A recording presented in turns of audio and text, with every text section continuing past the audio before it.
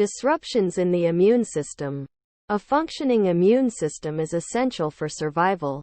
But even the sophisticated cellular and molecular defenses of the mammalian immune response can be defeated by pathogens at virtually every step.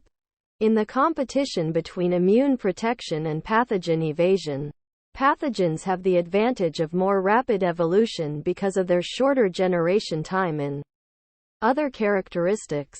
For instance, Streptococcus pneumoniae, bacterium that cause pneumonia and meningitis, surrounds itself with a capsule that inhibits phagocytes from engulfing it and displaying antigens to the adaptive immune system.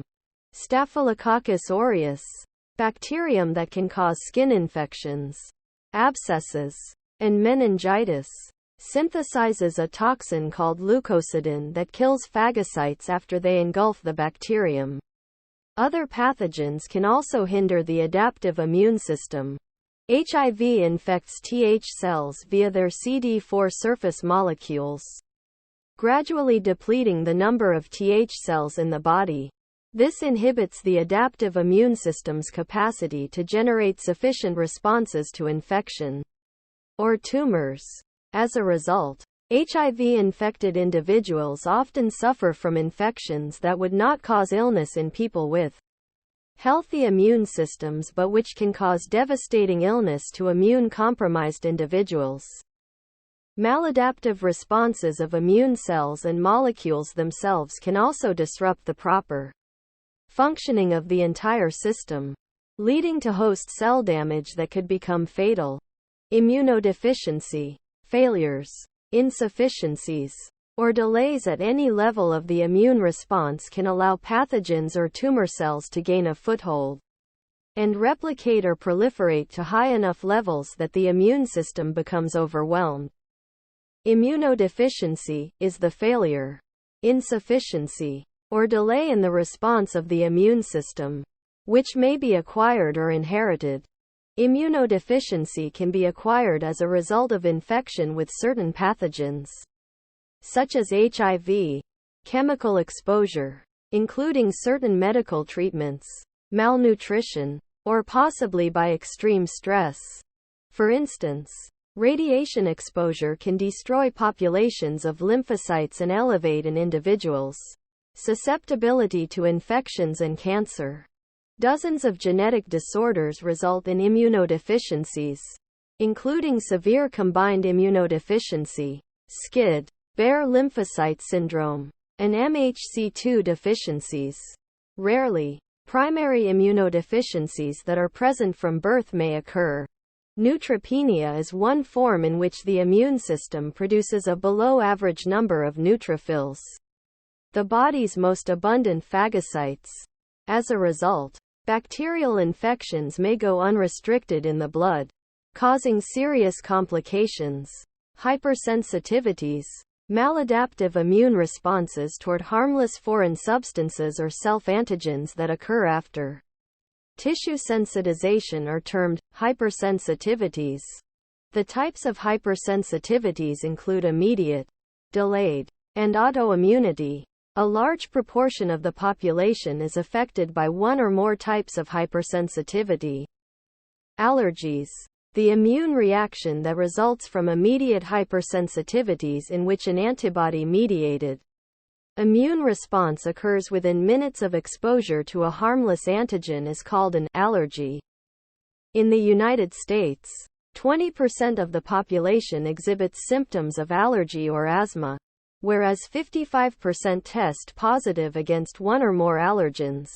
Upon initial exposure to a potential allergen, an allergic individual synthesizes antibodies of the IgE class via the typical process of APCs, presenting processed antigen to Th cells that stimulate B cells to produce IgE.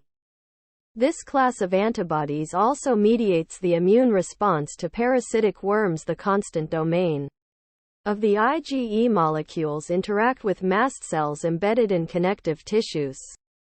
This process primes, or sensitizes, the tissue. Upon subsequent exposure to the same allergen, IgE molecules on mast cells bind the antigen via their variable domains and stimulate the mast cell to release the modified amino acids histamine and serotonin.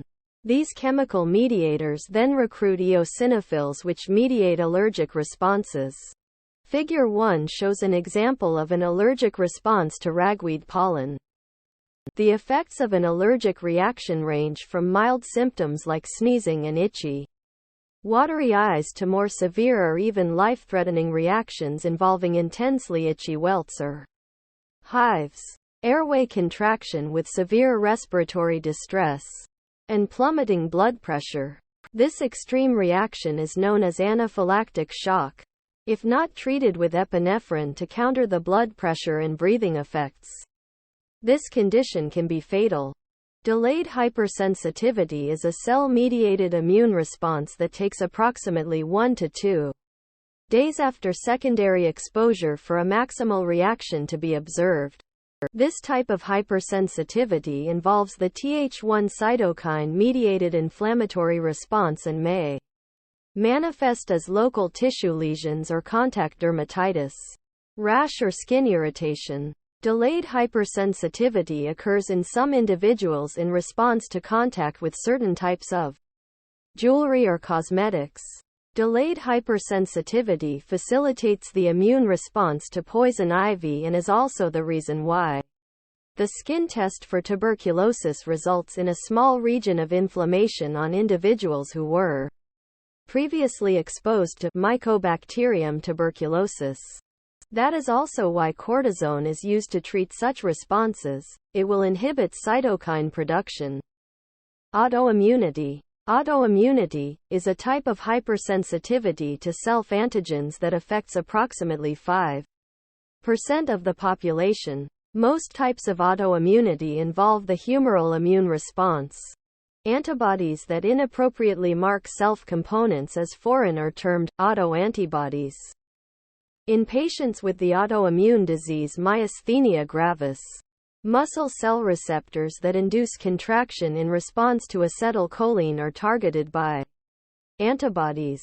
The result is muscle weakness that may include marked difficulty with fine and/or gross motor functions.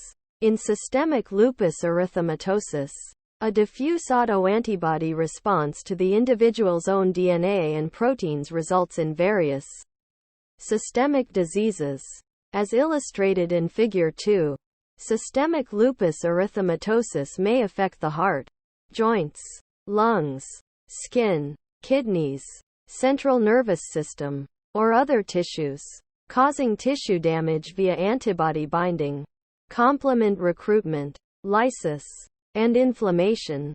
Autoimmunity can develop with time, and its causes may be rooted in molecular mimicry. Antibodies and TCRs may bind self-antigens that are structurally similar to pathogen antigens, which the immune receptors first raised. As an example, infection with Streptococcus pyogenes, bacterium that causes strep throat, may generate antibodies or T cells that react with heart muscle, which has a similar structure to the surface of S. pyogenes.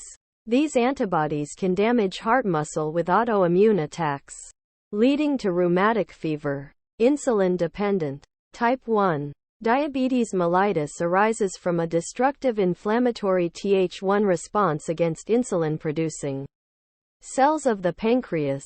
Patients with this autoimmunity must be injected with insulin that originates from other sources.